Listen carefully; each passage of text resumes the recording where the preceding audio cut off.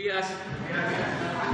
Ánimo, ánimo. Pues hoy martes vamos a informar sobre seguridad porque afortunadamente ya ha venido cediendo la pandemia y el informe de salud lo vamos a hacer cada 15 días enfocado básicamente a la construcción del nuevo sistema de salud pública, lo que se está trabajando para tener buenos centros de salud, hospitales bien equipados, con medicamentos suficientes, con médicos, con especialistas, un servicio médico ejemplar, de los mejores del mundo, aunque haya algún escepticismo en nuestros adversarios conservadores. Vamos a tener para mediados del año próximo ya un sistema de salud pública de primera, repito, con médicos generales, con especialistas, con medicina suficiente, con capacidad para hacer todos los análisis que requieran los enfermos, los pacientes, y de manera universal y gratuita, como lo establece la Constitución, que va a garantizar el derecho a la salud. Entonces estamos trabajando en eso, ya empezamos con 6 estados, vamos a tener para finales de este año 6 más, ya van a ser 12, proceso de equipamiento, de mejoras en la infraestructura, van a ser 12 estados y estamos ya en esa labor, todo el sector salud trabajando para lograr ese propósito. Entonces, por eso vamos a informar cada 15 días y cada 15 días vamos a informar sobre seguridad. Los martes, ¿se acuerdan que teníamos informes mensuales alrededor de los días 20? Entonces ahora vamos a tener 2 cada 15 días. También vamos a presentar hoy la campaña contra el consumo de drogas, que tiene que ver también con lo mismo, con salud y con seguridad. Y ya nada más aprovecho para invitar a todos a que compren su cachito de la suerte. Son 320 millones de pesos y una casa, pero es así, que tiene la presidencia en Las Lomas. Ahí estuvieron famosos. A ver si no viene aquí la dirección, pero sí está en Paseo de la Reforma. Aquí está, 3 niveles, 5 cajones de estacionamiento, jardín, sala de junta, patio posterior con fuente.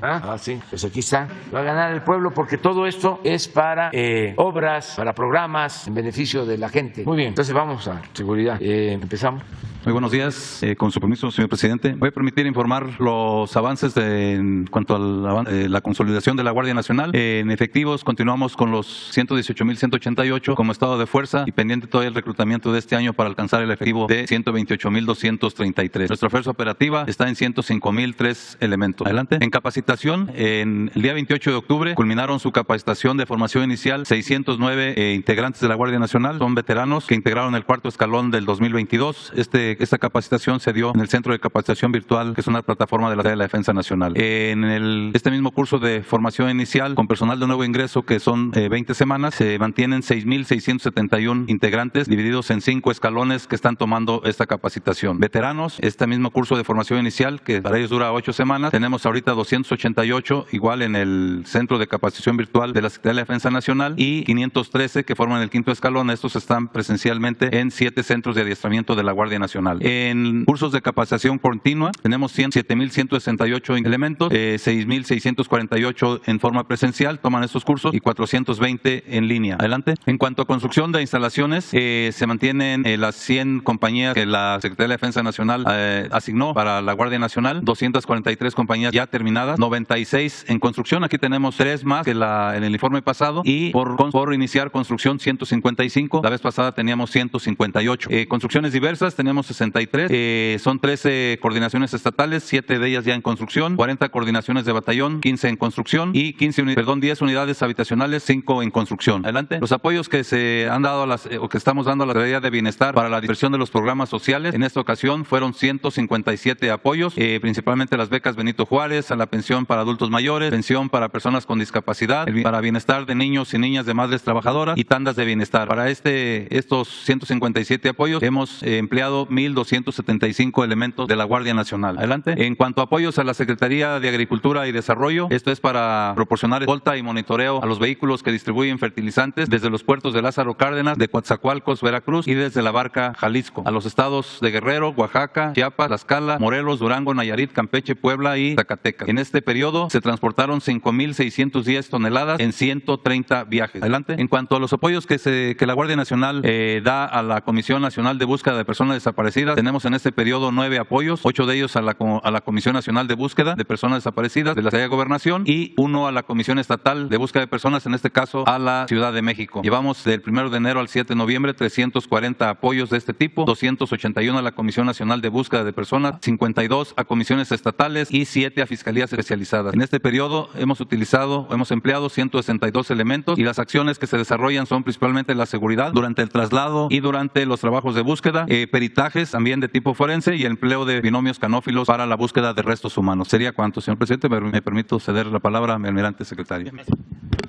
Con su permiso, señor presidente, siguiendo con el despliegue territorial que tenemos, las fuerzas federales, 206.339 elementos, de los cuales es el 82% del total, y 45.507 son el apoyo logístico que se les dan a los de arriba. Estas son las diferentes aviones, vehículos, embarcaciones, etcétera, que se utilizan en todo este despliegue para la seguridad pública. La que sigue, por favor. El personal desplegado en esa fecha, del 21 de octubre al 7 de noviembre, tenemos en estos 7 eventos, tenemos 41.513 elementos de las fuerzas federales. Vamos a ir viendo uno por uno. La que sigue, por favor. En lo que se refiere al mantenimiento del Estado de Derecho en la mar, en la Secretaría de Marina emplea en la tierra, en el aire y en el mar, y tenemos 450 operaciones en tierra por Infantería de Marina, por vehículos aéreos, aviones y helicópteros, 420 operaciones, y en el mar tenemos 430 operaciones, haciendo un total de 1.300 operaciones. La interdicción marítima en operaciones de guardia costera, seguridad de instalaciones estratégicas de Pemex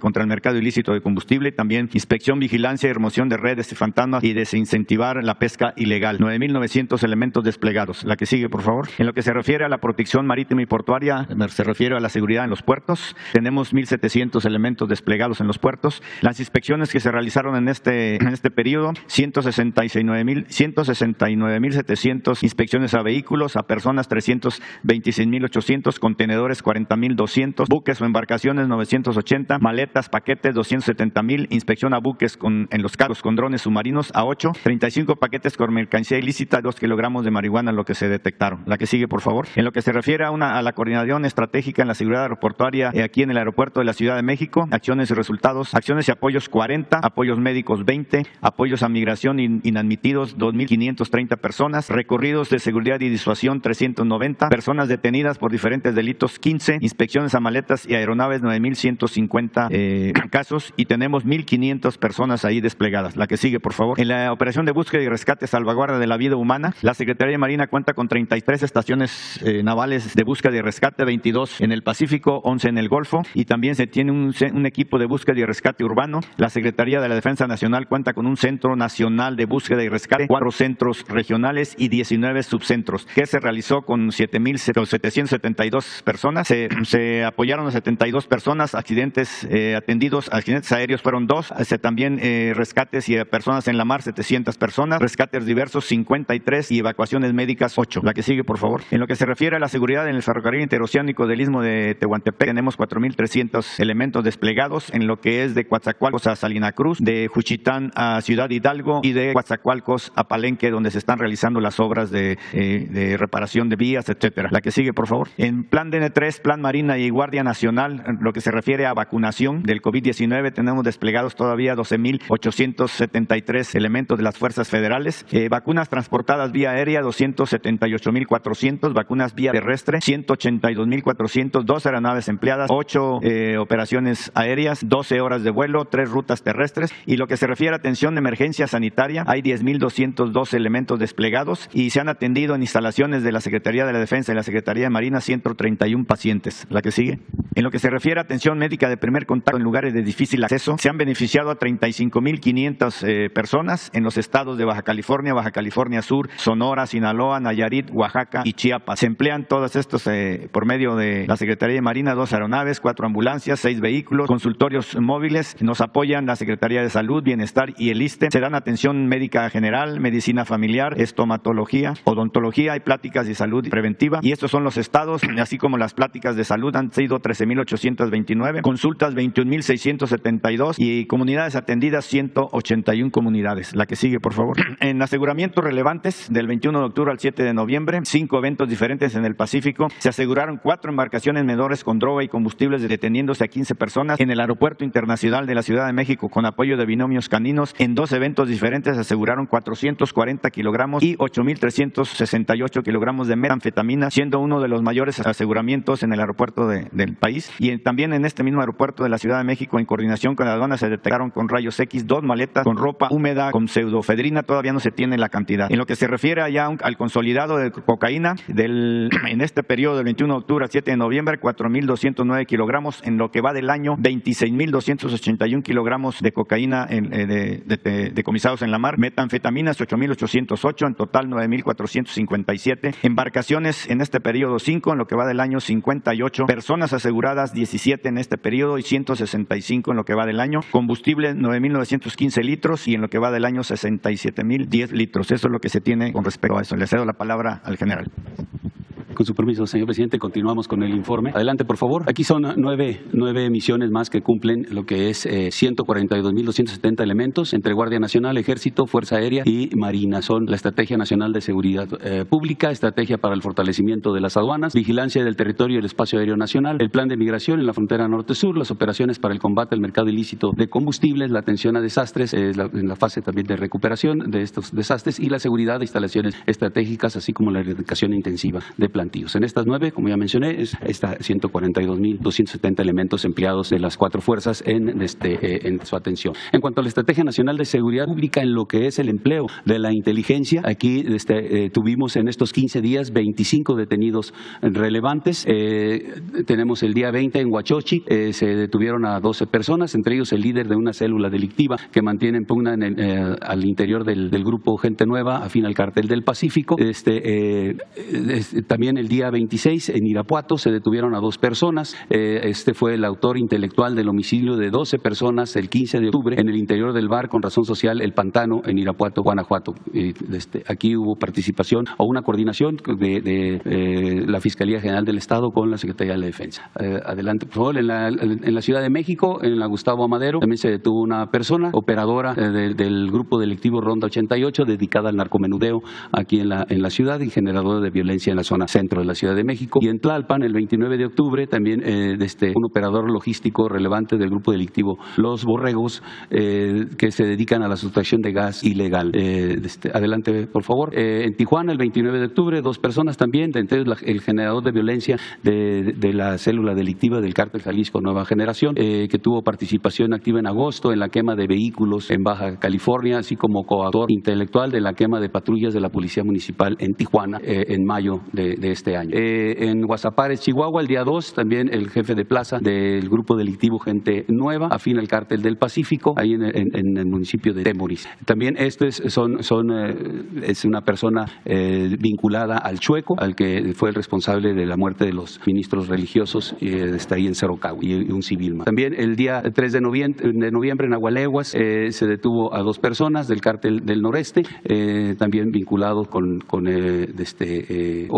jefe de plaza de los municipios de Agualeguas, General Treviño y Aldama. En Tecate, el día 8, también en el puesto militar de seguridad estratégico del Centinela del Ejército, se detuvo a 4 personas. Se hizo una revisión al vehículo y a las 4 personas y se encontraron $60,000 y 40,500 pesos moneda nacional que no justificaron su posesión. Entre ellos está el hermano del Marro, esta persona detenida, Juan Rodolfo Yepes Ortiz, alias el Rudy, el Rodo o el Rudo, pues fue detenido el día de hoy en la madrugada. Adelante, por favor. Bien, en resultados de estos 15 días relevantes, 608 armas de fuego, 42 granadas, más de 1,600 cargadores, 92,407 cartuchos, 351 vehículos, 2 aeronaves, 5 embarcaciones, 292 detenidos, 5,939 kilogramos de marihuana, 11,134 kilogramos de metanfetamina, 6,241 58 kilogramos de cocaína, 1.3 kilogramos de heroína, 214 kilogramos de fentanilo, 2.1 kilogramos de goma de opio, 24 laboratorios para la producción de metanfetamina, 52 inmuebles, 19.6 millones de pesos asegurados a la delincuencia y 2.4 millones de dólares. Adelante, por favor. En cuanto a eventos relevantes, aquí tenemos en San Luis, Río Colorado, en Chiapas y en el Pacífico Mexicano, 3 eventos importantes.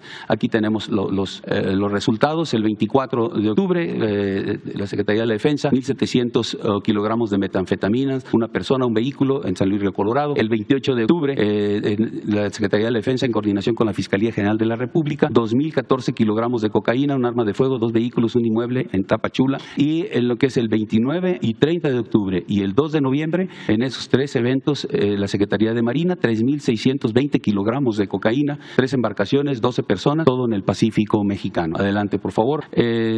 Informar que hay eventos relevantes sobre la erradicación. Se han descubierto en estos 15 días y se han destruido 10 plantíos de marihuana de 31.340 metros cuadrados en lo que es Tecpan de Galeana y Atoyac de Álvarez Guerrero. Adelante, por favor. En aseguramiento de armamento también fueron 3 eventos importantes, 2 en Jalisco, Guadalajara y Ocotlán, y otro más en Guerrero, en Totolapan. El 22 de octubre, 89 armas de fuego, el 25, 14 armas de fuego y el 27, 30,000 cartuchos desde 5.56. Adelante, por favor. En cuanto a laboratorios clandestinos, 24 laboratorios asegurados, detectados, asegurados y destruidos en estos 15 días, con 8.400 litros de acetona, 1.500 de ácido fosfórico, 1.500 de ácido fenilacético, 5.400 litros de alcohol metílico, 3.300 litros de tolueno, 400 litros de amoníaco, 66 reactores de síntesis orgánicas y 8 condensadores. La producción de metanfetaminas, si se hubiera realizado con estos insumos, tendría un valor de 26.848 millones de pesos aproximadamente. Adelante, por favor. Un evento importante en Zacatecas, realizado el día 4 de noviembre, que fue por parte del Ejército y la Guardia Nacional, la detención de 16 personas, 3 guatemaltecos y un colombiano, 17 armas largas, cargadores, cartuchos, chalecos, el inmueble. Esto fue en Jerez, Zacatecas. Pues son parte de los grupos delictivos que generan violencia ahí en el estado. Adelante, por favor. En lo que es aduanas, también tenemos resultados en estos 15 días, 21.8 kilogramos de metanfetaminas aseguradas, 13 armas, 39 detenidos, 11.814 cartuchos, 63 cargadores, 15.9 millones de pesos asegurados, 2.4 millones de dólares y 1.500 monedas de plata. Adelante, por favor. Aquí tenemos eventos relevantes de estos aseguramientos en aduanas.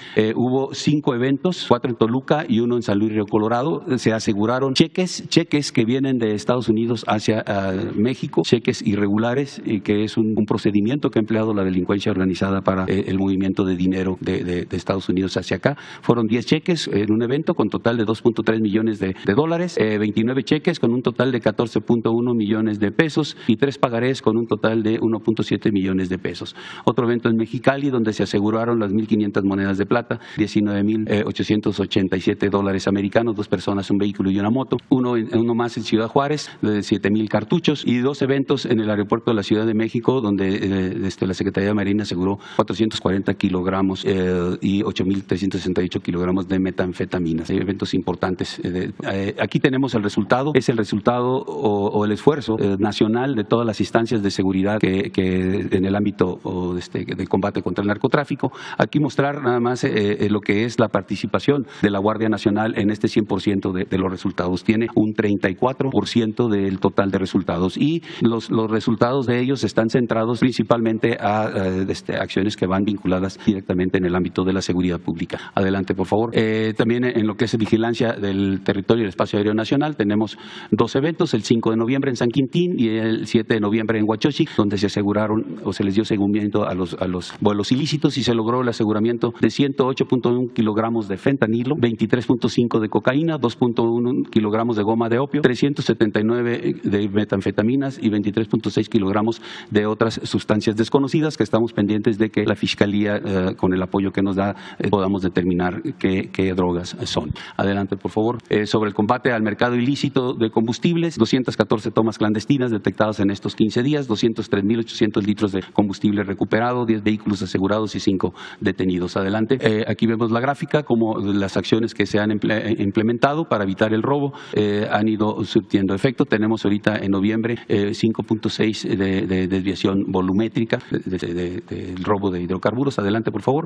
Finalmente, en lo que es el plan de la Guardia Nacional, plan de DN3 y el plan Marina para el auxilio a la población. En estos 15 días se participaron en 112 eventos, se emplearon 14.754 elementos, 3.580 de la Guardia Nacional, 7.729 del Ejército y Fuerza Aérea y 3.445 de Marina, atendiendo principalmente derrumbes, accidentes vehiculares, derrame de sustancias, 75 lluvias fuertes que generaron inundaciones en diferentes partes de la República, las acciones para atender los eventos originados por los huracanes Roslin y Lisa, 11 explosiones y un accidente aéreo. Eso es todo por mi parte. Cedo la palabra a la secretaria de Seguridad y Protección Ciudadana y, si nos permite, señor presidente, ya tenemos el informe preparado de la pregunta del día de ayer sobre el presupuesto de la Secretaría de la Defensa Nacional.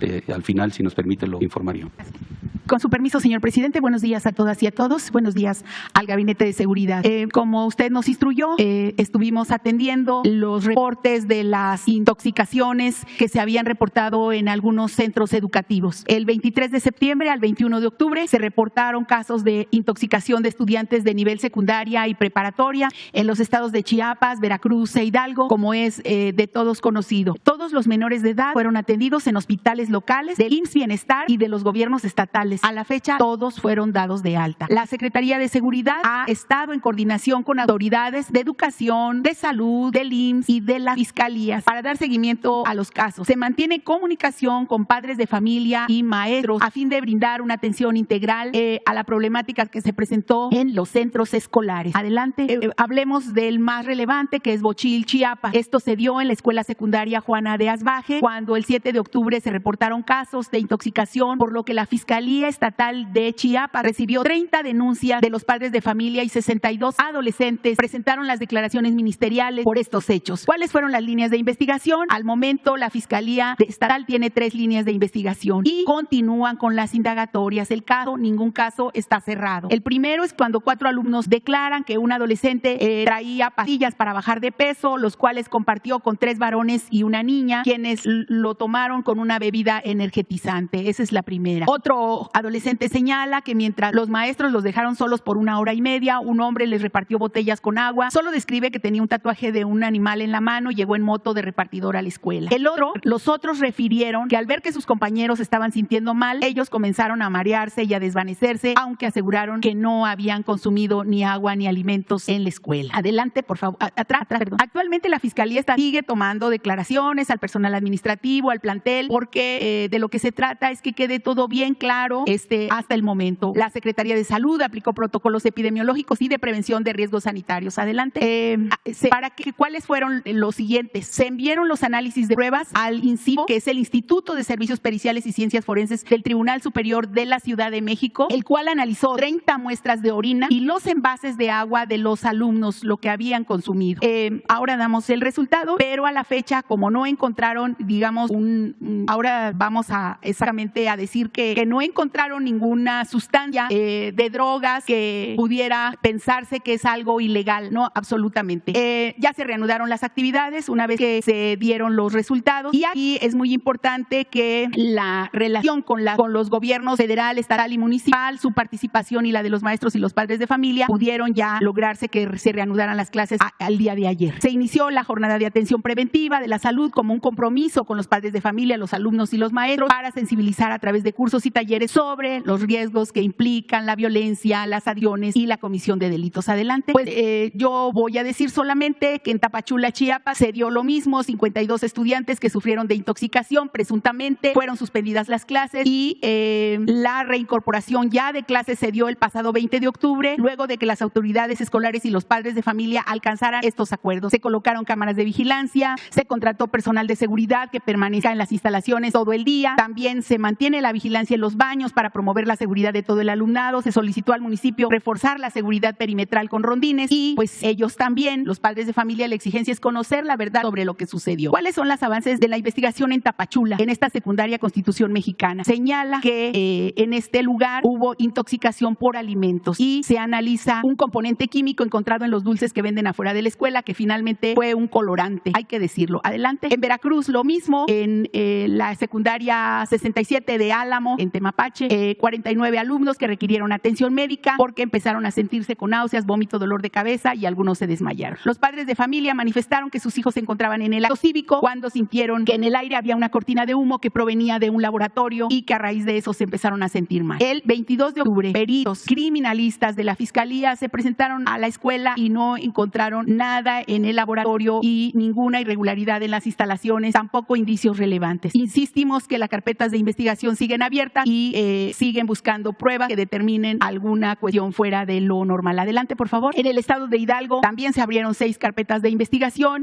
relacionadas con intoxicación de 9 alumnos de secundaria y 18 de nivel superior. Aquí también los resultados salieron negativos a la presencia de sustancias prohibidas y se tiene la hipótesis de la Secretaría de Educación y de autoridades escolares que los hechos obedecen a una tendencia simulada en redes sociales. Y en Huejutla lo mismo, y los estudios realizados a los alumnos salieron negativos a metabolitos de droga. Adelante. ¿Cuáles son las conclusiones de los 4 estados? Las pruebas toxicológicas tomadas a los estudiantes resultaron negativas a metanfetaminas, a marihuana, a cocaína y a opiáceos, así como a otras sustancias como solventes, arsénicos, cianuro y fosfuros. Eso es lo que dicen ya los documentos de las periciales de todos los lugares. Sin embargo, en Bochil, Chiapas, 2 de las pruebas dieron positiva a metabolitos provenientes de benzodiazepinas y una más que concentraba acetona. Aquí hay que decir que cuando se les hicieron los exámenes a los niños, a los jóvenes, habían tenido ingerido por prescripción médica calmantes, y es parte de lo que contiene estos medicamentos, en pocas palabras.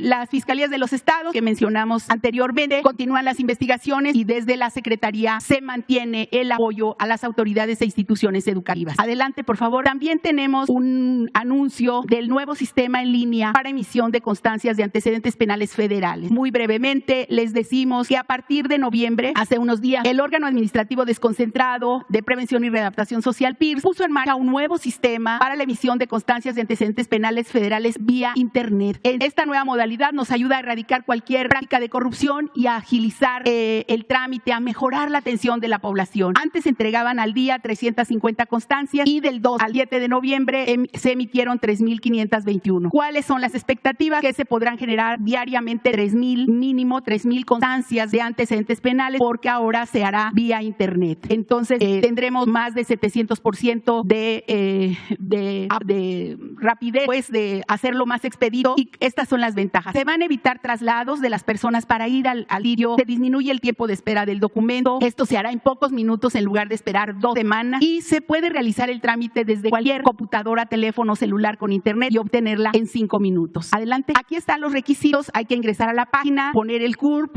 el nombre de la madre, padre o tutor, como aparece en el acta de nacimiento del solicitante, la cuenta del correo electrónico y el pago de 197 pesos por concepto de derechos, el cual se realiza antes con tarjeta de crédito débito, en línea o previamente en ventanilla bancaria. Adelante. Solamente decimos que son los mismos sencillos 5 pasos para que se pueda descartar la constancia en formato PDF y tendrán pues ese trámite que es muy importante para algunos que lo solicitan de manera urgente. Adelante. Solamente finalmente actualizar el informe sobre el programa de regularización de vehículos de procedencia extranjera, que nos ayuda mucho en la prevención de delitos con la regularización al tener sus documentos en regla. A la fecha son beneficiados 14 estados y ahí se llevan 747,133 vehículos regularizados a partir de marzo en 134 módulos instalados. Esto se hace con apoyo o en coordinación con la Secretaría de Hacienda, con el SAT y también con el REPUBE y con la Subsecretaría de Egresos. Aquí están todas las entidades que participan y que se ven beneficiados, porque la instrucción del señor presidente para ese programa es que los recursos que provienen de la regularización de los vehículos se planteen siempre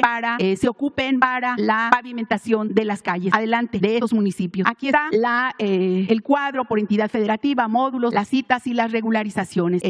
Por ejemplo, el día de ayer se empadronaron 6,439 vehículos y decimos que a la fecha llevamos 747,000 133 vehículos que se han regularizado, que ya tienen los documentos, que tienen una certeza jurídica al día de hoy. Adelante, recordar que el trámite cuesta 2,500 pesos y también decirles que se acaba en diciembre. El 31 de diciembre es el último día para este programa. A la fecha, los recursos obtenidos por Estado que serán utilizados para tapar baches es de 1,867 millones de pesos, 832,500. Aquí están las tres entidades, que es Baja California, que ya lleva 429 millones de pesos, Chihuahua 324 y Sonora 237. Eso sería, señor presidente. Y ahora, por favor, Jesús Ramírez.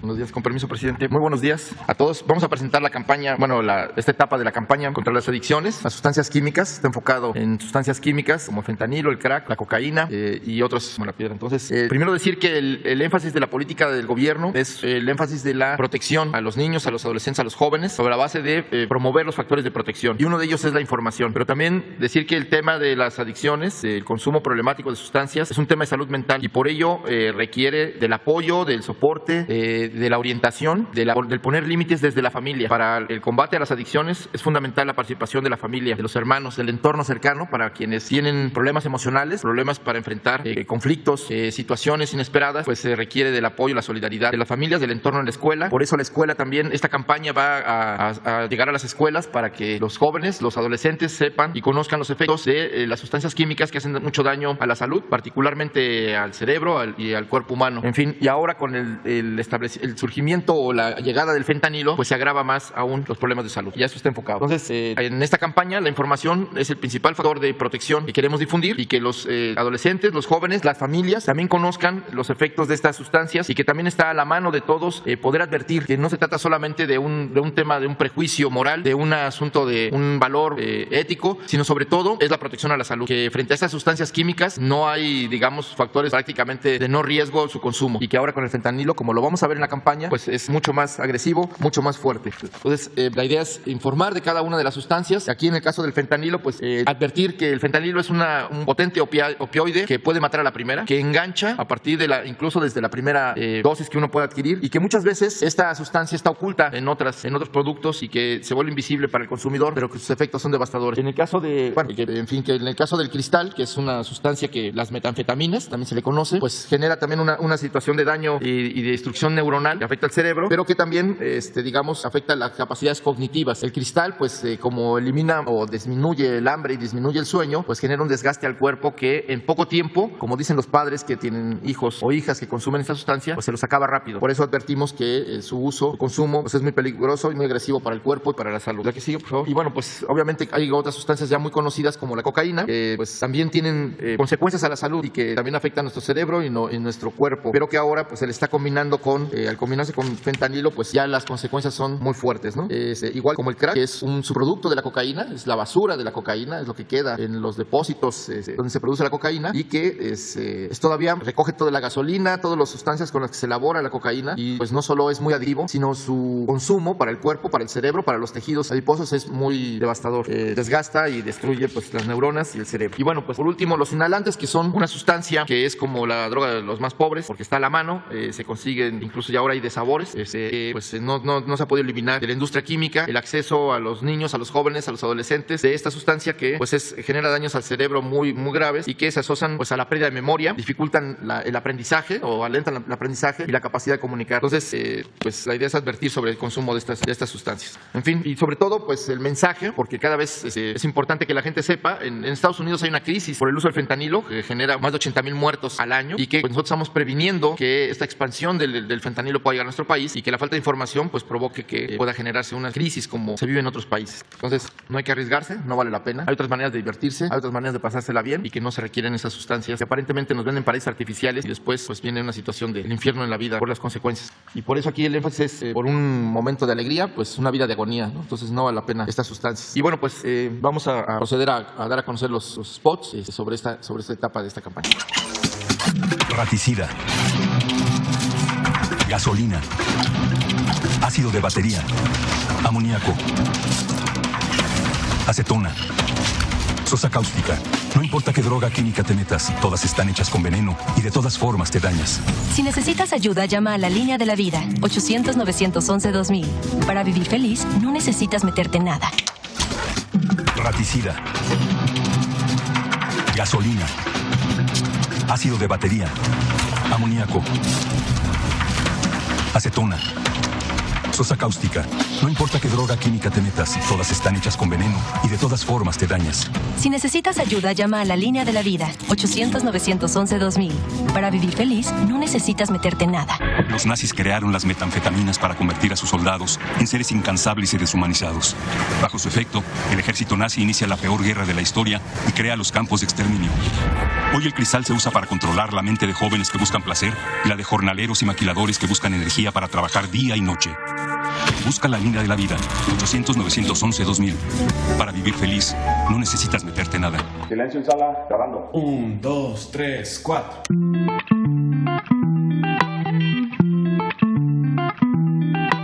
Te quieres hacer rico, manejando perico. Vender anfetamina, te llevará a la ruina. El business de las drogas, no te hará andar con todas. Usar traje y corbata, no te quita lo rata. Hacerte millonario, viajar en avionetas. Te hará más bien sicario, no creas en historietas. Comienza como un juego, vender a tus amigos. Y cuando te das cuenta, hay muertos, hay heridos.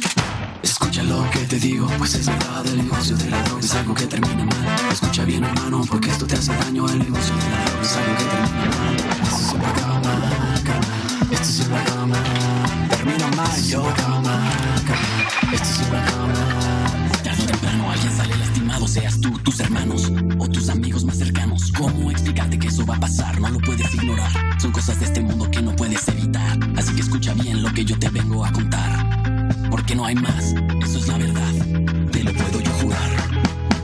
La mona, el fentanilo, destrozan tus sentidos. Si fumas solo inhalas, te estás muriendo vivo. Tu cuerpo no responde, no piensas de corrido. Vas de cristal y anfetas, olvidas tu apellido. La piedra, el chemo activo, afectan tu cerebro. Te matan las neuronas y son muy adictivos. Yo sé lo que te digo, pues he sido testigo. Piensa más en tu gente, tu vida y tus amigos. Escucha lo que te digo, pues es verdad. El negocio de la droga es algo que termina mal. Escucha bien, hermano, porque esto te hace daño. El negocio de la droga es algo que termina mal.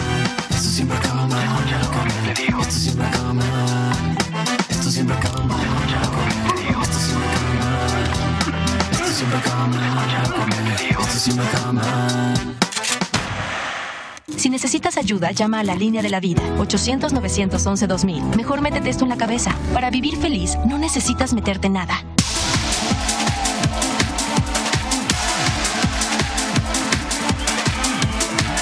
Muchas drogas químicas son elaboradas con ácido muriático, sosa cáustica y raticida. Ahora el narco añade fentanilo para engancharte desde la primera vez. El fentanilo mata. Es 50 veces más potente que la heroína. 200 personas mueren al día por su consumo. No te arriesgues. No estás solo. Si necesitas ayuda, llama a la línea de la vida, 800-911-2000.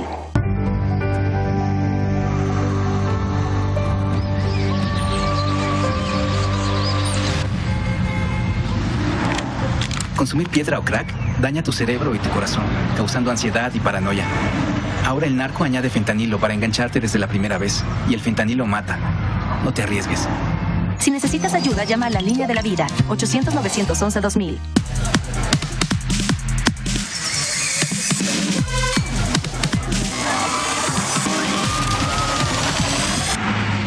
El cristal te acaba muy rápido. Quita el hambre y el sueño, provocando alucinaciones y psicosis. Es muy agresivo para el cuerpo y la mente. Ahora el narco añade fentanilo para engancharte desde la primera vez. Y el fentanilo mata. No te arriesgues. Si necesitas ayuda, llama a la línea de la vida, 800-911-2000.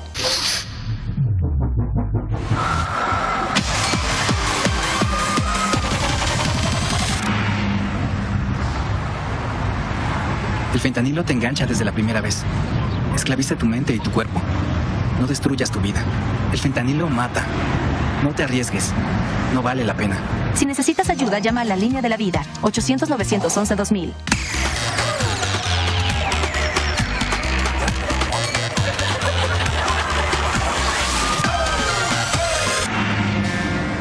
Los inhalantes provocan daño cerebral irreversible, alucinaciones y desorientación. Es más grande el sufrimiento que causa su consumo que el dolor que lleva a inhalar un solvente. No te arriesgues. Si necesitas ayuda, llama a la línea de la vida, 800-911-2000. Con su permiso, señor presidente. Bien, para informar, para dar respuesta al requerimiento realizado el día de ayer en esta conferencia de la reportera Judith Sánchez de La Verdad Noticias de Quintana Roo sobre nuestro presupuesto de defensa y sobre compras de armamento ruso y alemán. Aquí, antes de pasar a las láminas, les mencionaré que la información publicada establece que en la primera mitad de la actual administración el gasto en el arsenal militar sumó de 21.975 millones de pesos y superando por mucho las anteriores administraciones. Aquí vamos a ver cuál es el comportamiento de nuestro presupuesto de defensa. Aquí lo vamos a ir viendo, por favor, la primera lámina. Aquí tenemos en esta parte superior el total del presupuesto de defensa de la Secretaría en los correspondientes años. En el 2019 tuvimos 79.670 millones de pesos, en el 20 77.546, 21 81.006 y en el 22 87.042 millones de pesos. Este presupuesto, el 79% de este presupuesto que hemos tenido asignado corresponde al pago del personal, a los haberes y los demás cuestiones que se relacionan con el pago a nuestros elementos. El 18% de este presupuesto es correspondiente a gastos de operación, lo que requerimos para funcionar, para hacer funcionar todas las herramientas que tenemos para proporcionar apoyo a la población civil, realizar operaciones que van en apoyo a la seguridad pública de nuestro país, en todo el combate contra el narcotráfico, con las actividades que realizamos en contra del combate al robo de hidrocarburos, todo eso. Este es el 18%. Y el 3% de ese presupuesto es lo que nos queda para gasto de inversión, que el gasto de inversión es donde podemos adquirir los materiales, las herramientas, el armamento, el equipo que requerimos para seguir operando. Dentro del presupuesto en estos años de la Secretaría, tenemos incluido algunos aspectos para Guardia Nacional. Son proyectos prioritarios del Gobierno federal que también se asignan recursos y que se van al presupuesto porque nosotros estamos realizando la operación de esos recursos, pero no son recursos para defensa, son recursos para Guardia Nacional, algunos aspectos, algunos proyectos que tiene principalmente de adquisición de armamento, armamento individual para los elementos de la Guardia, adquisiciones de vehículos, adquisiciones que son muy focalizadas y no los asignan para poder nosotros realizar esa compra. También está el recurso que se empleó para el Aeropuerto Internacional Felipe Ángeles, para funcionamiento, para la operación de la empresa que está ahí responsable en el aeropuerto, además de los aeropuertos de Tulum, Chetumal, Palenque y lo del Tren Maya. Ahí están esos recursos, aquí los tenemos en el 22, 950 millones de pesos. También lo que hemos necesitado para construir los bancos del bienestar, 5,000 millones de pesos en el 21 y para construcción específica del aeropuerto de Tulum, 11,031 millones de pesos. Estos rubros son de proyectos prioritarios que están sumados al presupuesto de la Secretaría de la Defensa Nacional, pero no son presupuesto de defensa. Aquí tenemos la suma total del 19, del 20, del 21, del 22, aquí comparando de 93.670 en el 19 a 104.107, pero están incluidos estos recursos de los proyectos prioritarios. Adelante, por favor. Aquí tenemos lo que son nuestros gastos de operación. Estas son lo que nos han asignado para el gasto de operación, ese 18% del presupuesto total de defensa. En el 18, 13.924 millones de pesos, 19, 14,000, en el 20, otros 14.180, en el 21, 14.600, en el 22, 15.500. Aquí pusimos la inflación. Se supone que el presupuesto de defensa y más en el gasto de operación tiene que estar considerada la inflación. Aquí tenemos los números de la inflación y entonces los incrementos que se debieron de haber dado en todos estos años basado en esa inflación, que no fue así. En el 19 nos dieron 164 millones de pesos menos, 583 menos en el 20, en el 21 1.191 y en el 22 740. Esto es considerando la inflación, el deber ser, pero nos asignaron menos. De todos modos, tenemos un déficit sumado a esto de 2.680 millones de pesos, pero que no tuvimos la necesidad de pedir más recursos para cubrir nuestras necesidades, sino con el manejo de medidas de austeridad y del ejercicio adecuado del presupuesto, haciendo ahorros, haciendo modificaciones a lo que ya teníamos, hemos podido resolver las necesidades en el gasto de operación que se nos han presentado, considerando que en el momento de la pandemia nuestros aviones, que son una herramienta importante, han sido una herramienta importante para atender a la ciudadanía. Realizaron mucho mayor cantidad de vuelos que en administraciones anteriores y de todos modos pudimos hacer con esas medidas de austeridad, con ese empleo adecuado del presupuesto, pudimos salir adelante y hemos salido adelante. Adelante, por favor. Aquí tenemos una lámina, el gasto de inversión. Lo que yo les decía es el 3% que nos permite sí adquirir armamento, vehículos, equipo, lo que necesitamos como Fuerza Armada para cumplir con nuestras misiones. Y aquí vemos en la gráfica, en rojo, tenemos el comportamiento del gasto de operación desde el 2013, cómo ha ido incrementando entre el 14 y el 17 y el 16, bajó en el 17, hacia el 18 tuvimos nuestra parte más elevada. Aquí mencionar que fue en ese momento en que se quiso pues cubrir la mayor cantidad de deuda que teníamos en cuanto a la adquisición de aeronaves. Y de aquí tenemos la reducción en el 19, 20, 21 y 22. Esto es nuestro gasto de inversión. En el 22, 2.038 millones de pesos. 21, 2.271, 20, 3.124. En el 19, 6.133. Pero de esta cantidad, 9.541 millones de pesos están destinados todavía a pagar esas aeronaves. Estamos pagando con este recurso el avión presidencial,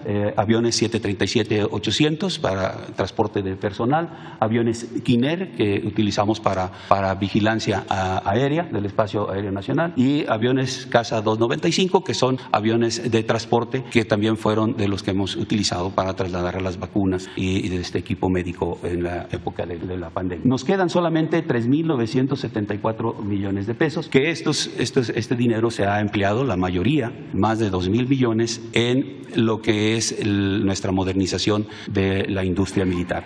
Llevamos ya aproximadamente 6 años pasando nuestra industria de aquí de la Ciudad de México hacia Puebla, en Oriental Puebla está en nuestra fábrica, y ese dinero que nos ha sido asignado del gasto de inversión, del 3%, ha ido desde la mayoría a poder pues ir construyendo, adquiriendo maquinaria para poder seguir desarrollando nuestro armamento, produciendo lo que necesitamos. La otra parte es para la construcción de lo que tenemos hoy de nuestro Centro de Operaciones de Mantenimiento de la Paz y algunas compras de armamento, sí, pero principalmente nada más para las unidades de fuerzas especiales, armas que no producimos, armas que necesita nuestro personal para actuar dentro de ese ámbito. Al resto del personal, a todo el resto del personal, nuestra industria militar les fabrica su armamento. Inclusive les estamos fabricando armamento para la Guardia Nacional, nuestra industria. Adelante. Bueno, si le regresamos, por favor, aquí nada más comentarles, en lo verde es los proyectos prioritarios, los que mencionaba, que están incluidos dentro del presupuesto y ustedes pueden observar cómo se ha ido aumentando.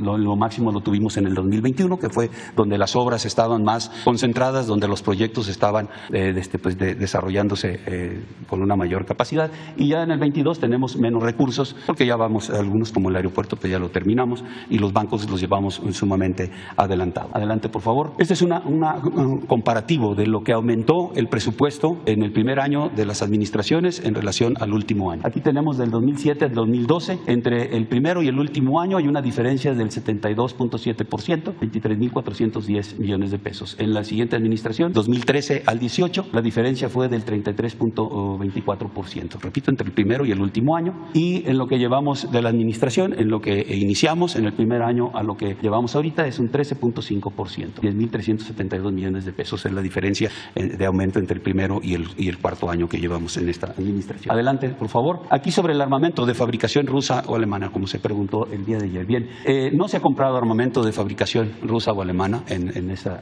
administración. Tenemos el antecedente de este armamento, son lanzacohetes calibre 60. Estos lanzacohetes que los tenemos en la actualidad son de origen alemán. Estos se compraron en el 2014, estos lanzacohetes. Estos son de guerra y estos son de adiestramiento, 242 y 2420. Son para adiestrar al personal en el empleo de estos lanzacohetes de guerra calibre 60. Se fueron adquiridos a la empresa Dynamic Nobel Defense de Alemania en el 2014, como ya cité. Se recibieron el 7 de agosto del 2018. En su momento, en ese año, pues sí, eran armamento de última generación. Estos se compraron para precisamente cumplir con la primera misión, la defensa de la nación, y no para el apoyo a la seguridad pública. El empleo de un cohete de esta naturaleza en cualquier ciudad, pues haríamos un daño sumamente fuerte, ¿no? Instalaciones, personas, infraestructura en el lugar donde puede explotar estos cohetes. Bien, nuestra industria, como ya mencioné, son los que fabrican nuestros armamentos, nuestras municiones, nuestros accesorios, y por parte de la fábrica de vestuario y equipo, pues ellos fabrican todo el equipamiento que requerimos a nuestro personal. Hay aspectos que no fabricamos y que se tienen que adquirir, pero la mayoría son producidos ya sea por nuestra industria o por nuestra fábrica de vestuario. Industria militar actualmente tienen desarrollos para depender menos del extranjero. Se están en proceso de investigación, producción de ametralladoras, producción de pistolas, producción de diferentes rifles, inclusive para nuestras fuerzas especiales, buscando que la dependencia hacia el extranjero sea menor y nuestra capacidad en industria militar sea fuerte. Sobre los helicópteros, adelante por favor, helicópteros Mi-17, solamente tenemos Mi-17 de origen ruso.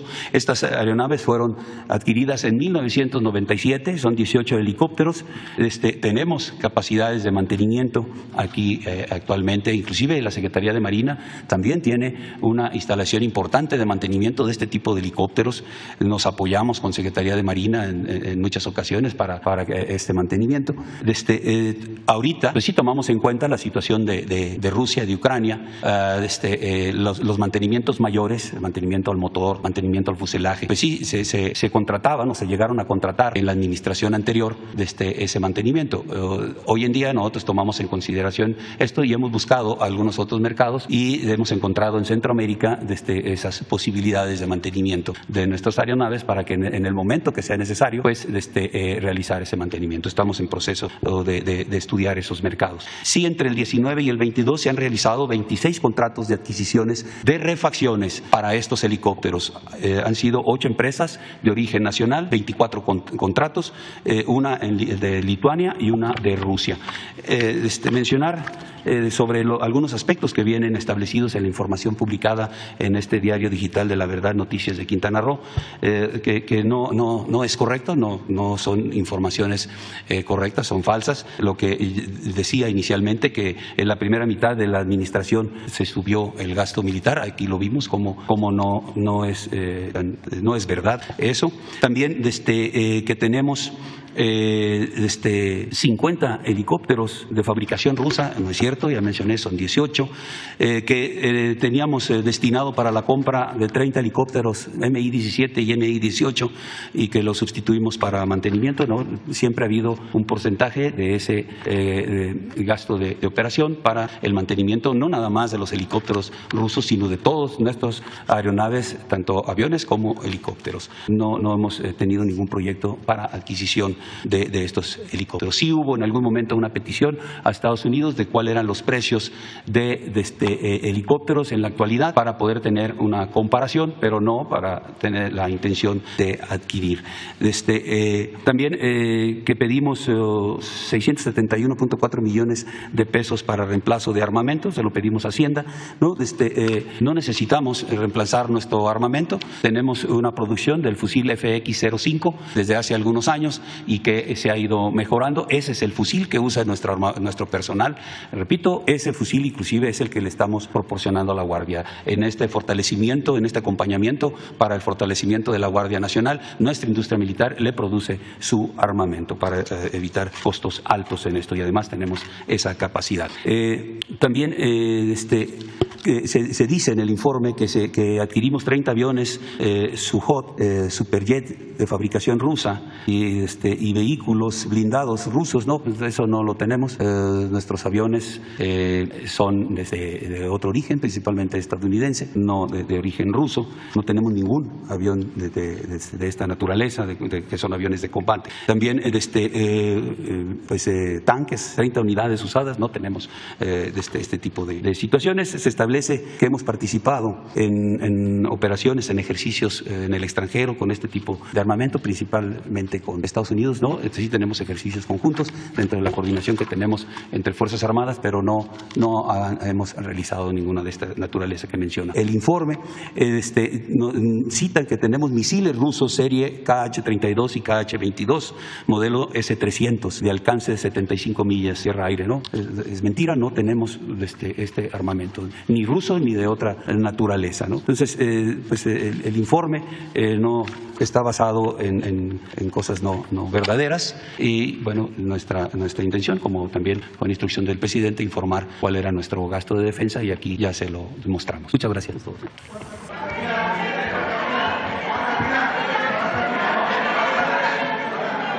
¿Cómo lo hacemos? A ver, ¿quién no ha preguntado en los últimos 15 días? ¿Quién no haya preguntado?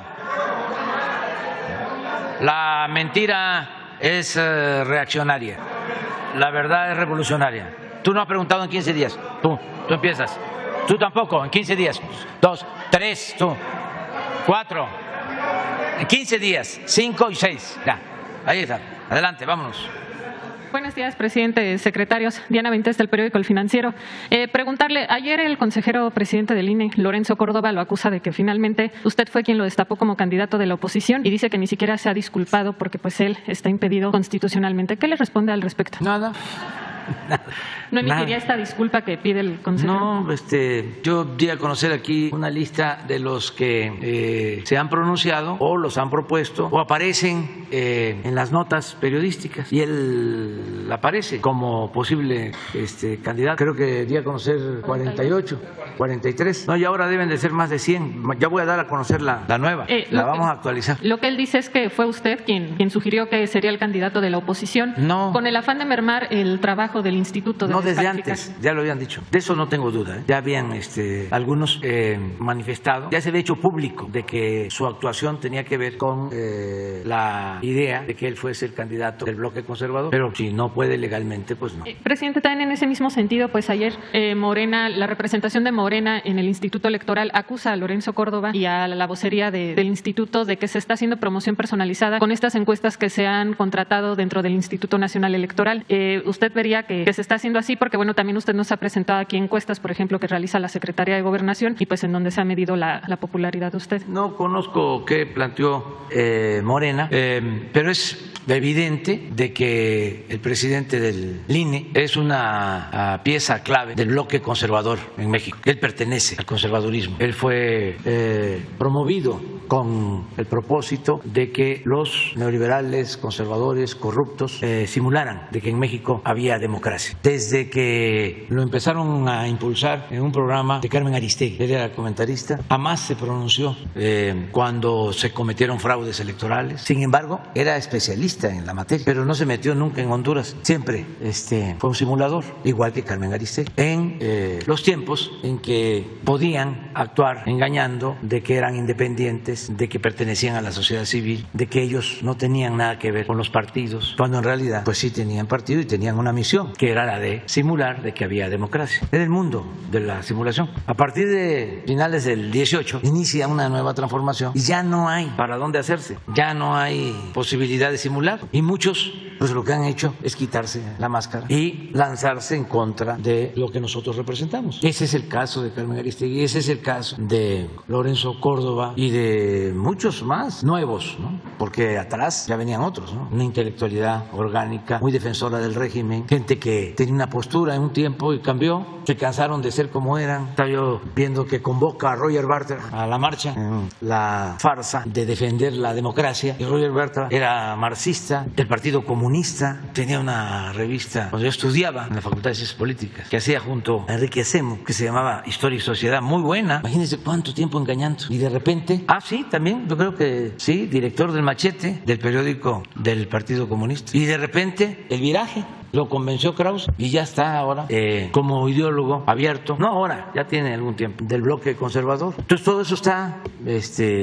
pues permitido, eso es normal, no hay que rasgarse las vestiduras, siempre ha existido el que la gente cambia durante los procesos, gente de derecha que termina siendo de izquierda, consecuente, en el último tramo de su vida, o gente de izquierda que termina como conservadores y además con mucho coraje. Ahora sí que si ellos tomaron esa decisión, pues son libres. Ese es el caso de Lorenzo Córdoba y de muchos más. Ahí en tu periódico casi todos son así. O sea, sí, la verdad todos. Ahí no creo que haya alguien, vamos a decir, objetivo, profesional, crítico, pero con argumentos. No hay en el Financiero, como no hay en el Reforma. En el caso del Universal, solo en la página editorial y Helio Flores. Es que es importante que revisen cómo están los periódicos. Es una vergüenza, porque si hay 20 periódicos o 100 articulistas, hay 90 en contra. No exagero, 90 en contra y 10 o con una postura objetiva o a favor de nosotros. Pero es una desproporción tremenda en cuanto al cuestionamiento del gobierno, porque esa misma desproporción se daba, pero para aplaudirle al gobierno, para quemarle incienso al presidente. Lo mismo,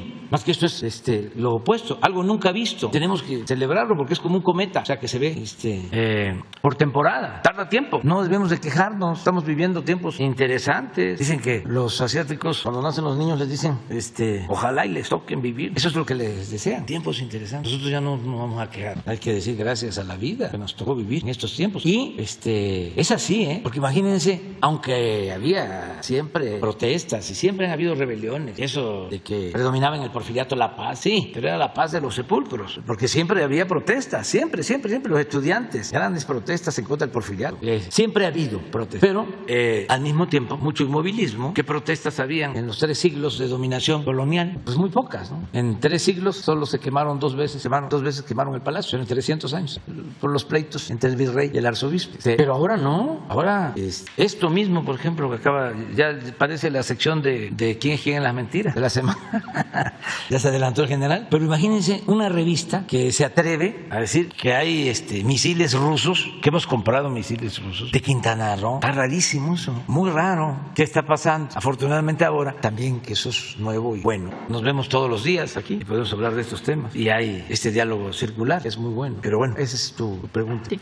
Presidente, en un segundo tema, pues los que ya se han destapado como presidenciables del PRI han manifestado que antes de plantear una alianza con los partidos de oposición, pues tienen que sumarse a esta defensa del INE. Con este posicionamiento, ¿cómo hará Morena para construir acuerdos con el PRI para lograr sacar esta reforma electoral que usted ha impulsado en el legislativo? Pues no sé qué vayan a decidir los legisladores nuestros y si se van a poder hacer alianzas o no. Yo siento que es un deber de la gente que quiere de verdad la democracia el que se lleve a cabo una reforma electoral, independientemente si se va a aprobar o no se va a aprobar. Porque es como lo que decía yo ayer de Guanajuato. Los de arriba deciden votar para que no participe el Ejército, ni la Marina, ni la Guardia Nacional en seguridad pública en Guanajuato, cuando es de los estados con más homicidios. ¿Quién padece esto? La gente. Pero ¿consultaron al pueblo? No, una decisión de arriba. Y en ese estado es lamentable porque hay un bloque de derecha, pero ahí es de ultraderecha, que tiene el control absoluto, el control de las instituciones. Es un poder completamente informal. Ellos son los que deciden y control completo del gobierno, de los medios de información, pero ahí absoluto, completo. Pero no por eso vamos a dejar en estado de indefensión al pueblo de Guanajuato. Claro que va a estar el Ejército, va a estar la Marina y va a estar la Guardia Nacional. Es lo mismo el caso de la reforma que estamos proponiendo. ¿Cómo? Sí, hemos sabido, hemos sido víctimas del fraude en México. Sí, es una vergüenza los fraudes electorales de México, una vergüenza mundial. ¿Cómo no vamos a hacer nada? ¿Cómo aceptar de que cueste tanto hacer las elecciones y además que no sean confiables? Precisamente por eso cuestan mucho, porque están al servicio de una oligarquía corrupta que tiene el control de estos órganos para que no se les afecten sus intereses, para que no haya gobiernos como el nuestro y puedan hacer fraudes electorales. Es tan claro que el principal convocante a la marcha en contra de la reforma que estamos proponiendo es Claudio X González. Su papá es una especie del finado Fidel Velázquez, pero del sector empresarial. Para entendernos, o sea, ¿quiénes son? Claro que a ellos no les importa que se gasten 20,000 millones de pesos en organizar elecciones cada año, más que en ninguna parte del mundo. A ellos no les importa que hayan 500 diputados cuando pueden haber 300. A ellos les conviene que haya diputados plurinominales, porque así pueden meter gentes incondicionales o tener más diputados que los representan y sobre todo todo el que puedan tener el control del Tribunal Electoral y del Consejo, del INE. Por eso la campaña y mentiras que vamos a desaparecer el INE, que vamos a establecer una dictadura, una tiranía, que todo esto lo estamos haciendo porque queremos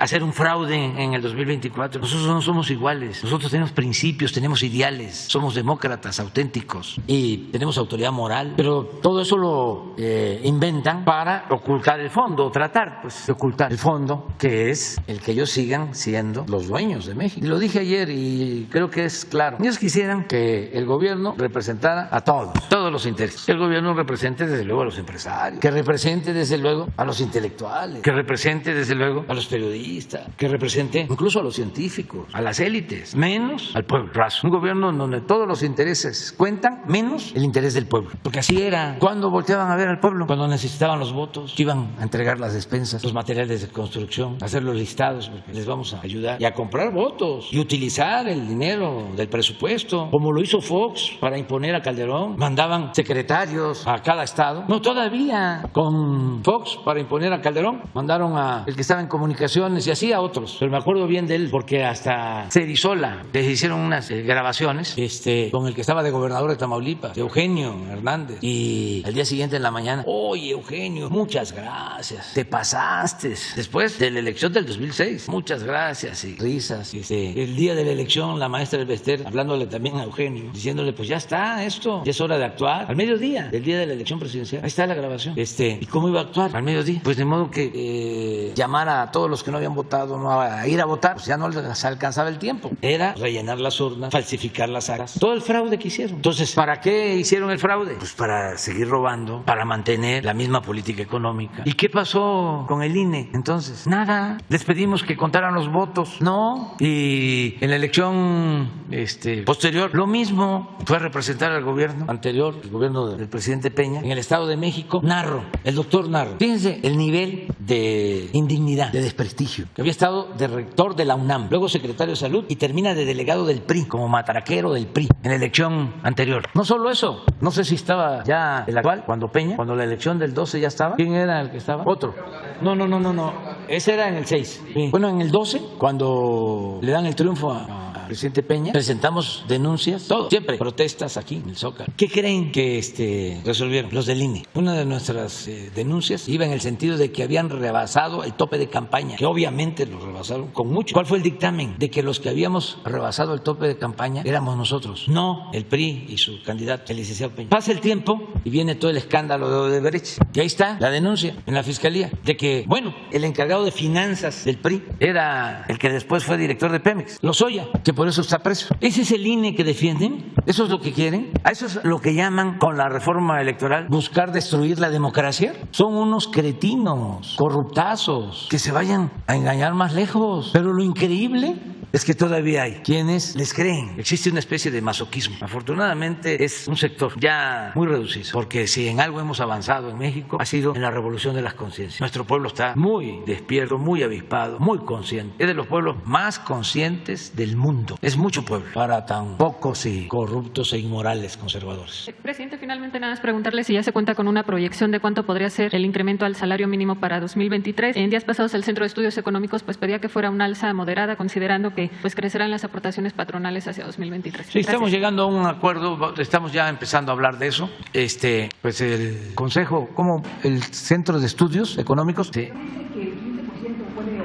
Sí, eso es lo que ofrece Coparmex, 15. Sí. Estamos viendo eso. Hay que esperar la postura del sector obrero y lo ideal sería un acuerdo que fuese unánime. En 4 años hemos logrado los aumentos por unanimidad en 3, solo en 1. Fue el gobierno con el sector obrero porque no quiso el sector empresarial, incluso también por cuestiones políticas, porque en el mismo sector empresarial habían organizaciones que sí querían. Me acuerdo que fue cuando hubo menos aumento. Cuando no fuimos juntos fue cuando se aumentó menos, creo que el 15. Llegamos a ir juntos cuando se aumentó 22% juntos. Y cuando se aumentó de los 4 años menos, por cuestiones políticas, no sé si estaban en puerta unas elecciones, ya ven cómo son en esas temporadas, solamente en ese caso. Pero yo soy partidario de que se logre el acuerdo, porque se requiere aumentar el salario, si bien es cierto que tiene que ser cuidadoso por la situación de inflación que se vive. También no debe de utilizarse la inflación como pretexto para no aumentar el salario, porque es una gran mentira mentira. O sea, nos engañaron durante todo el periodo neoliberal que no aumentaban el salario porque iba a haber inflación. No se midieron estos. ¿Se acuerdan también cómo decían de que no se tenían ingresos suficientes, no se recaudaba mucho porque los de la economía informal no pagaban impuestos? Los vendedores ambulantes, los viene. Ahí estaba el problema, ¿no? Y muchos compraron eso. Cuando el problema era que no pagaban impuestos los de arriba. Pero vaya desfachatez de que no pagan impuestos los de arriba, las grandes corporaciones, los grandes bancos, o hay devolución de impuestos de 10, de 15 mil millones al año, y al mismo tiempo estos personajes, finísimas personas, echan a andar campañas para decir de que si no hay recaudación es por la economía informal y que había que cobrarles impuestos a los de la economía informal. Hasta en términos cuantitativos, si se decidiera eso, ¿cuánto se iba a recaudar? Si la gente sale a la calle a buscarse la vida, sacan para comer y para lo básico. Pero el doble discurso, la hipocresía, es lo mismo esto del salario. No aumentes el salario. ¿Por qué no pones la lámina del salario? Porque ojalá y de esos 100 escritores talentosos, sabiondos, uno hable de eso. Uno, bueno, ya dije que hay 5 que sí. No, dije 10. No, 90, que le dé vergüenza, que estuvo de alcahuete tanto tiempo. Lo del salario, como esto otro de la llamada reforma fiscal. Y así, la otra mentira, esa es de Grandes Ligas. Es como el jonrón que batió Jordan Álvarez, ahora que ganaron los Bravos de Houston, los Astros de Houston. Todavía no cae la pelota. Habían 2 hombres en base y vino el Jordan. Allá anda todavía la pelota ya por las tunas, por Cuba. No ha caído. Pero sí, estos son los incrementos de ahora. Yo creo que aquí no fuimos juntos. Pero esos son los incrementos de ahora, de 88.36 a 172. Es nominal. En términos reales debe de ser un incremento como del 60%. Pero en la frontera es el doble, un poco más. Pero lo que quiero es, el periodo neoliberal, ver esto, pero en el periodo neoliberal. Le decía yo que el otro jonrón, así como el de Jordan Álvarez, era la mentira esa de que si llovía fuerte arriba, goteaba abajo. Si se bañaban los de arriba, salpicaban. Si se llenaba la copa, se derramaba. Había que darle a los de arriba. No, pues se llenaba la copa, pero ponían otra. Y nunca se derramaba. Pero miren esto, de 88. Aquí fue el fraude. Cuando Salinas, hasta aquí terminaron. Aquí estamos nosotros. Pues esto va a seguir. Pero en todo esto hubo una pérdida del poder adquisitivo del salario del 75%. Entonces, eso es lo que quieren, que regresemos a esto. La gente no quiere eso. Pero bueno, estamos trabajando para que aumente el salario. Está demostrado además de que si aumenta el salario no necesariamente aumenta la inflación. Porque la inflación empezó a aumentar aquí en el 22 y por la guerra de Rusia con Ucrania y es mundial. Pero aquí no teníamos inflación, o no teníamos la inflación que tenemos ahora. No pasó nada. Entonces estamos viendo eso y yo creo que la comisión va a resolver en diciembre. Es un 9% directo y un 6% de manera indirecta, no se puede aplicar esa fórmula y le sumaría el 15%. El sector obrero pues todavía no se plantea definido y falta también conocer el gobierno. Que nos adelantara a lo mejor antes del 30 de noviembre, pues cómo se ve ese aumento. Se tiene diciembre de plazo. Y la información que yo tengo, a lo mejor sí, es correcta. Parece que quieren hacerlo el día 1 de diciembre, en la mañana. Eso es lo que me ha llegado de información. Pero todavía falta, sí, porque ya hubo una organización, bueno, ya sabía lo del 15% y hubo una organización obrera que propuso más, la CROC, pero ya no me meto ya en eso. Porque, sí, eso es, sí. Hay que esperar. Tienen tiempo. Ayer tuve de reunión con la secretaria del Trabajo y trabajamos sobre tocamos ese tema. Pero lo más importante es buscar que se llegue a un acuerdo, un consenso. Ya estamos en eso. Bueno, vámonos. Gracias, buenos días. Arturo Contreras, de Pie de Página. Me voy a sentar para no estorbarle a las cámaras.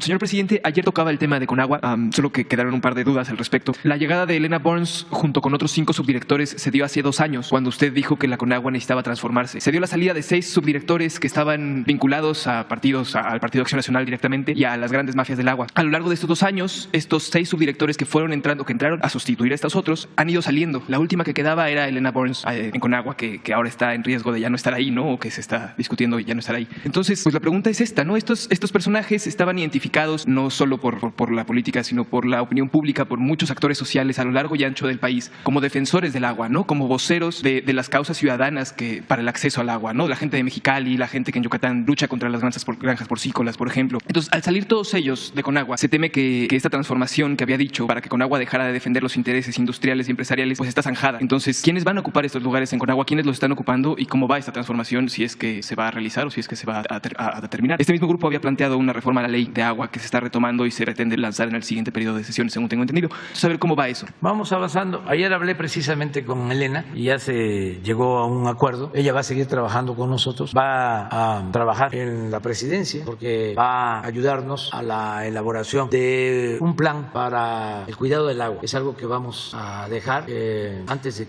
algo que se va a terminar antes de que concluya el gobierno, para proteger el agua, para que haya planeación, que no haya ya más sobreexplotación de acuíferos y que se dé la prioridad al consumo de agua doméstica a la gente. Entonces va a trabajar en eso, y en el resto de Conagua se está cuidando de que se limpie de corrupción, se termine de limpiar de corrupción, porque era una de las instituciones, bueno, todo el gobierno estaba cundido de corrupción. Entonces se va limpiando, pero muchos se agazaparon y siguieron con prácticas de antes. Sin embargo, están saliendo y estamos cuidando que no haya corrupción, y se va a seguir cuidando. De eso no hay nada que temer, es nuestra preocupación principal. Nada más que a veces en las mismas dependencias hay diferencias, se confrontan, son posturas distintas. Ya hablábamos de que hay gente con criterio por lo general, y no es el decir sí, lo que usted ordene, no, nada de que qué horas son las que usted quiera que sean, señor, no, eso ya se acabó. Aquí hay debate, yo tengo que convencerlos a todos. A veces hago apuestas con los de Hacienda, porque los de Hacienda son muy buenos economistas, más ahora. Rogelio Ramírez de la O es una eminencia, primer doctor mexicano graduado en economía en Cambridge. Nunca había aceptado trabajar en el gobierno, era consultor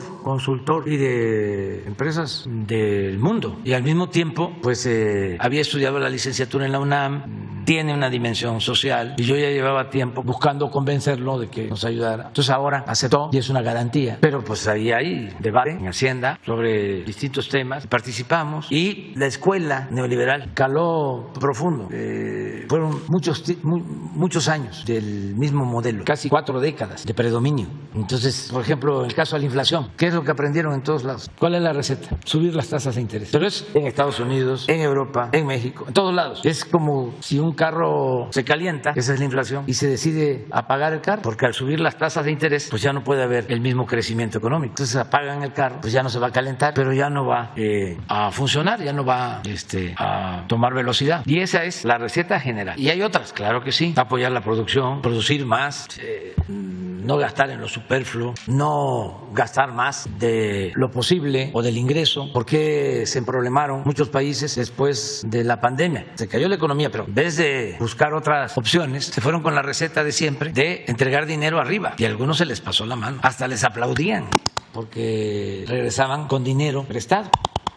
Nada más que ahora ya están sintiendo lo bueno, porque les aumentó su gasto de pago de intereses, el costo de deuda. Pero bueno, no es una sola visión. Entonces estamos con Elena y con otros arreglando esto en todos lados, pero ni vamos a permitir la corrupción, ni vamos a permitir el que continúe el desorden para la sobreexplotación de los acuíferos, ni el tráfico que se hace con el agua. Y va a haber planeación, y en eso me va a ayudar Elena, que va a seguir trabajando. Ya no va a Sinaloa, ya no va. Elena, a Sinaloa, ¿ya no va? No, va a quedarse en presidencia para la elaboración de este plan de cuidado del agua. En un segundo tema, señor presidente, hoy por la mañana los abogados, a las 12 del día, los abogados de varios generales del Ejército van a dar una conferencia de prensa respecto al tema del GIEI. La pregunta no es encaminada a esto, más bien no, un grupo de abogados del Ejército van a dar una conferencia por el caso de Ayotzinapa, no por el GIEI.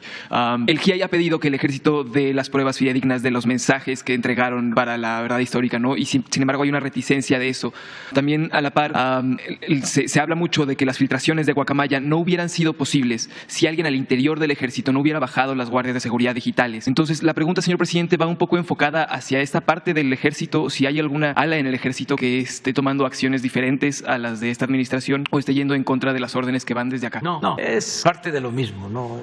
Esto de el invento de que se compraron aviones, cohetes rusos, son campañas de desprestigio al ejército y al gobierno que representamos y a la transformación. Es que había mucha simulación, muchísima, en organizaciones no gubernamentales, en las llamadas organizaciones de la sociedad civil, en organizaciones campesinas independientes. Ya no hablemos del sector obrero, en la intelectualidad, en los organismos internacionales. El periodo neoliberal fue creando un andamiaje muy perverso para crear o reconocer o impulsar o promover nuevos derechos, nuevas políticas públicas. Habían hasta y siguen habiendo seminarios, grados académicos sobre nuevas políticas públicas. Entonces se puso de moda para que volteáramos a ver a otro lado y que no nos fijáramos en lo esencial, que era el saqueo que un grupo de potentados en el mundo llevó a cabo de recursos naturales, de bienes de los pueblos, como nunca en la historia. Hagan un ejercicio de la riqueza que se acumuló en el periodo neoliberal. Les voy a dar la fuente, la revista Forbes. ¿Cuántos multimillonarios había en el 88? No solo en México, en el mundo. ¿Cuántos eran? ¿De dónde? ¿Cuánto tenían? ¿Y cuántos hay ahora? ¿Y cuánto tienen? Para cerca de 1,000 millones de seres humanos que viven con $1 diario. Pues eso no lo vieron muchos, porque estábamos en otras cosas. Es como en México. El principal problema es la corrupción, el saqueo, como nunca en la historia. Nada que ver los 3 siglos de saqueo durante la colonia con lo que sucedió en los 36 años del periodo neoliberal. Y ni en la academia, ni en los medios, ni en las cámaras, ni en la política se mencionaba el problema. Busquen en las hemerotecas la palabra corrupción en los 36 años de neoliberalismo o neoporfirismo. No lo van a encontrar en los discursos ni en los artículos. Hagan el ejercicio en el Reforma nada más, desde que se fundó el Reforma en el tiempo de Salinas a la fecha. ¿Cuántas veces aparece la palabra corrupción? El principal problema de México. Entonces, esto de que el ejército no da información, no es cierto. El ejército está ayudando en todo, pero si no saben que el ejército surge de un movimiento revolucionario en México, y la vez pasada lo recordaba, el 18 de febrero detienen al presidente Madero aquí en Palacio. 18 de febrero, a él y al vicepresidente José María Pino Suárez y al general Felipe Ángeles. Y ese día Huerta manda un telegrama a todos los gobernadores, decirles que el Senado le había autorizado para que él ejerciera la presidencia de la República. Y todos aceptaron, vergonzosamente, menos un gobernador, Venustiano Carranza, que esa noche se pronunció y al día siguiente el Congreso de Coahuila le dio facultades al gobernador, entre otras cosas. Primero, se desconoce al usurpador. Y segundo, para que constituye un ejército. Por eso, el día del ejército es el 19 de febrero. Así surge nuestro ejército. Ahora que porque ya estoy escribiendo sobre mi discurso del 20 de noviembre, que voy a dar respuesta a muchas de estas cosas. Para entrar al ejército, a partir de entonces, se tenía que llenar un cuestionario. Tengo en mi poder el cuestionario. Y las preguntas eran si se había participado en la dictadura porfirista, así se decía, así está en el cuestionario, o si se había participado durante el gobierno del usurpador y traidor Victoriano Huerta. Ese es el surgimiento de nuestro ejército. Ese es el origen de nuestro ejército. Y desde luego que como toda institución han habido errores y manchas. Nada más que no debe de olvidarse que la actuación del ejército en esos casos lamentables, cuestionables, obedecieron a órdenes de los, ¿cómo se les llamaba antes? Jefes máximos o presidentes civiles. Pero porque somos también muy dados a extrapolar realidades. No es lo mismo el ejército de Argentina o el ejército de Chile o el ejército de España o el ejército de Estados Unidos que el ejército de México. Entonces, este ejército surge de un movimiento revolucionario, está vinculado al pueblo, por eso hablo de que el soldado es pueblo uniformado y es un ejército leal a las instituciones, no es un ejército golpista. Entonces, cuando se presentan cuestiones como la de Ayotzinapa, pues lo que se hace es que se actúa con rectitud, porque el secretario de la Defensa, como el secretario de Marina, son servidores públicos íntegros, honestos, leales, y no solo es una lealtad al presidente, es una lealtad a la patria, es una lealtad al pueblo, que es lo más importante. Entonces, no es cierto de que no se esté dando información, no, al contrario, porque se originó en buena medida, no fue lo único, pero ¿por qué se agravó el problema de los jóvenes desaparecidos de Ayotzinapa? Por querer ocultar las cosas, y querían ahora que nosotros fracasáramos y pensaron que íbamos a ocultar también las cosas. Pues no, porque todos los implicados, servidores públicos, todos, de acuerdo al informe, tienen orden de aprehensión o ya están detenidos. Pero hablábamos de las instituciones que todavía no terminan de limpiarse. Pensaban que iba a ser lo mismo de antes y estaban algunos muy campantes pensando que no iba a haber problema porque tenían sus representantes en las instituciones que los iban a encubrir o que los estaban protegiendo. Entonces cambió todo, no lo esperaban y por eso es el desconcierto. Y va a seguir la investigación y no va a haber impunidad y vamos a seguir argumentando. Fíjate lo profundo de este asunto, que hasta el New York Times se metió. ¿Hasta dónde llegó? Para meterse el New York Times a defender a un torturador que está en Israel, por cierto, Perón. El New York Times, ¿cómo sacó la información de Israel? ¿Quién se la proporcionó? ¿Grabaron? ¿Cuál fue la práctica para tener esa información? Entonces, es lo que puedo comentarte, ¿no? Gracias, señor presidente. Para terminar, hace un mes en el estado de Chiapas, en el municipio de Frontera, hay un ejido, el ejido de Sinaloa, que está atrapado en una lucha entre dos grupos delincuenciales. Hace exactamente un mes y un día, un ciudadano fue a, me parece, un destacamento de la Secretaría de la Defensa Nacional, del Ejército, a pedir auxilio, a denunciar lo que había pasado, y al día siguiente esta persona pues, fue detenida en el transporte público en el que viajaba, lo bajaron unos hombres armados y desde entonces no se sabe nada de él. Entonces nos piden pues atención del Ejército en esta zona. Estamos atendiendo un caso, a lo mejor es ese, no es Frontera Comalapa, sí. Yo acabo de estar ¿es un maestro? Lo ven, porque yo creo que es ese. Sí, me vieron ya en Xochutla, Puebla. Mandaron un destacamento, pero... ¿Mande? Tengo entendido que mandaron un destacamento de varios militares hace aproximadamente un mes, pero no hay más información. Estamos trabajando en eso, como también en otros casos, no voy a decirlo, sí estamos cuidando eso. Sí tenemos ya esa denuncia. Pero ahora, nada más que te diga si es seguro que es frontera con la frontera de Guatemala con México. Muy bien. ¿Quién sigue? ¿Ya terminamos? Ella. Gracias, presidente. Tengo 3 años y medio que no le pregunto. Ya me merezco una. Gracias, presidente. Soy Ana Rosa Palma, Grupo Radiorama, y en esta ocasión vengo por Radiorama Morelos. Es el caso de Ariadna, señor. Ayer una fuerte declaración de la jefa de gobierno, Claudia Sheinbaum, y pues sí nos gustaría saber, sobre todo a la gente de Morelos, señor, qué va a pasar con el fiscal. El gobernador Cuauhtémoc Blanco, desde el que inició, yo recuerdo que en tercer mes, él empezó a presentar denuncias, precisamente por este mal manejo.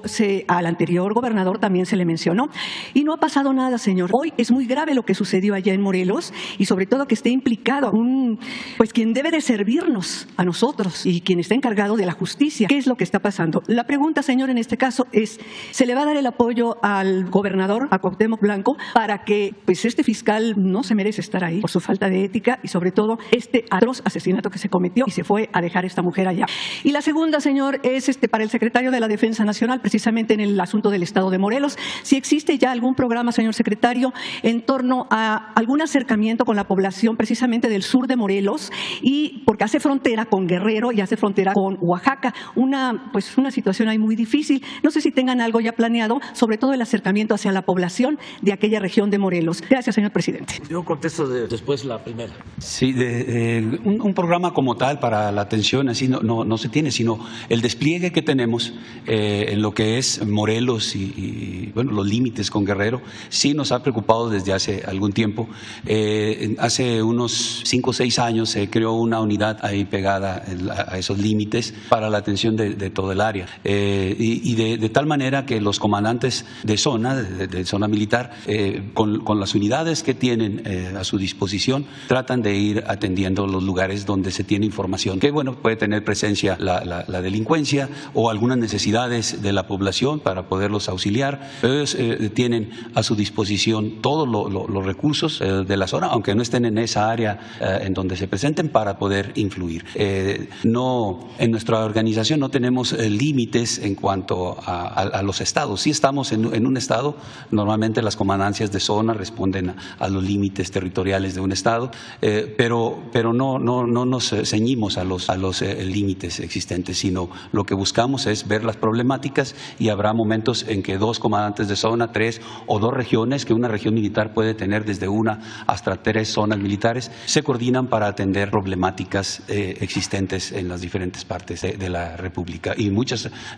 ocasiones, cuando los problemas que se identifican van más allá de lo que podemos tener como capacidades, nos coordinamos con las demás secretarías de Estado para que nos ayuden a resolver lo que hayamos identificado, ¿no? Un caso o un ejemplo sería el Tianguis del Bienestar, donde nosotros apoyamos a lo que identifica la Secretaría de Seguridad y Protección Ciudadana. Y en otros casos nos ayudan, ejemplo Michoacán, cuando fuimos a la parte de Tierra Caliente, primero entraron los programas, primero nuestra gente con el plan DN3, después los programas del gobierno federal a través de coordinación de muchas entidades, y luego ya posteriormente nosotros en la parte de operaciones. Entonces así lo hacemos para poder atender la necesidad que se esté esté presentando.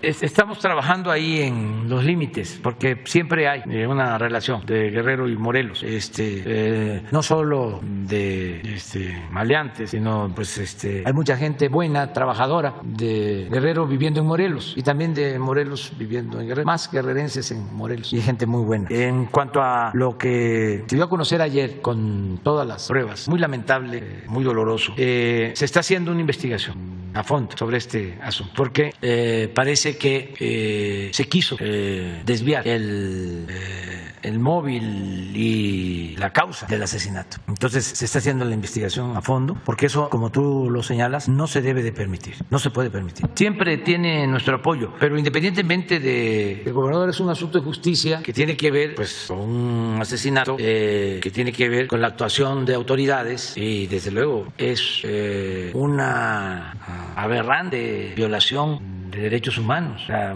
un hecho horrendo. Entonces no debe de quedar sin una investigación de fondo y que no importe para nada qué autoridad fue la que trató de cambiar los hechos, lo sucedido.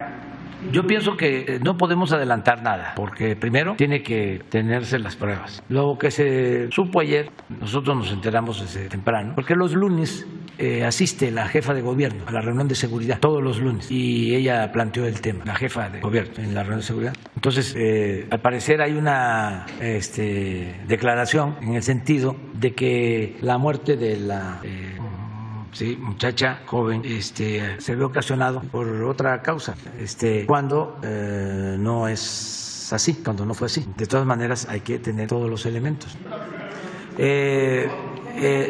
Como en este caso corresponde a las fiscalías estatales, mi recomendación es que el asunto lo atraiga la Fiscalía General con un enfoque de derechos humanos para que se resuelva esto lo más pronto posible. Al momento que se atraiga, ya nada más es que entreguen todos los informes, las dos procuradurías, la de Morelos y la del Distrito de la Ciudad de México, y que la Fiscalía General se haga cargo. Sí. Total apoyo a Claudia y total apoyo al gobernador de Morelos, a Cuauhtémoc Blanco, porque todo el mundo sabe allá de que le han hecho la vida imposible en lo político, muchos obstáculos por intereses de la delincuencia organizada y la de cuello blanco.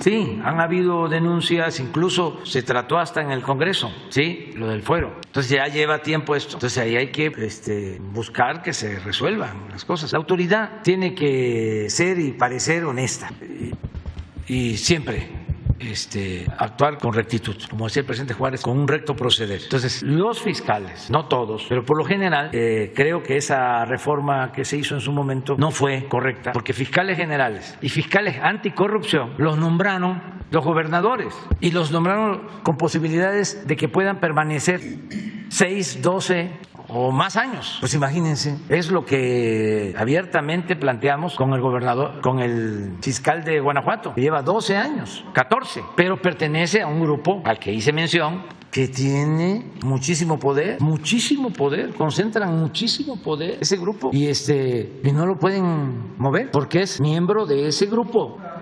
Y así hay otros casos. Recuerdo el caso de Veracruz, teníamos un problema de inseguridad constante, se cambió el fiscal y se redujo la incidencia delictiva. Y en el caso de Guanajuato, pues no solo es poder, es prepotencia, es poder con prepotencia, porque si en 14 años estuviese bien la seguridad, pues no habría nada que cuestionar, pero si está mal, ¿cómo sostenerlo? Si es lo que estamos planteando para el caso de los presidentes de la República, que haya revocación del mandato cada 3 años, si la gente dice no, para afuera, y que entre otro, ¿cómo va a ser posible que alguien tarde 14 años y con malos resultados? Imagínense a los conservadores que siempre ponen de ejemplo el buen funcionamiento de las empresas, si hubiesen aguantado un gerente con esos resultados, un director de un banco regional o de una tienda de autoservicio que no entregara buenas cuentas. Entonces, ¿cómo es que lo sostienen? Entonces sí va a haber una revisión a este caso a fondo y estoy planteando que se ponga por encima la justicia, porque luego hay intereses de grupos políticos politiqueros, ahí en el caso de Morelos y en todos lados, como hablábamos de Guanajuato, pues también en el caso de Morelos. Grupos no tienen ideales, no tienen principios, no les importa el pueblo, es la lucha del poder por el poder. Son unos ambiciosos vulgares. Y el que no tiene ideales, el que no tiene principios, el que nada más le importa el poder por el poder, es o está a punto de convertirse en corrupto. Se tiene que hacer la investigación de lo que sucedió en este caso para que se aclare por qué, si hubo una autopsia, se estaba señalando de que la causa de la muerte era otra y que no había golpes. Todo eso. Y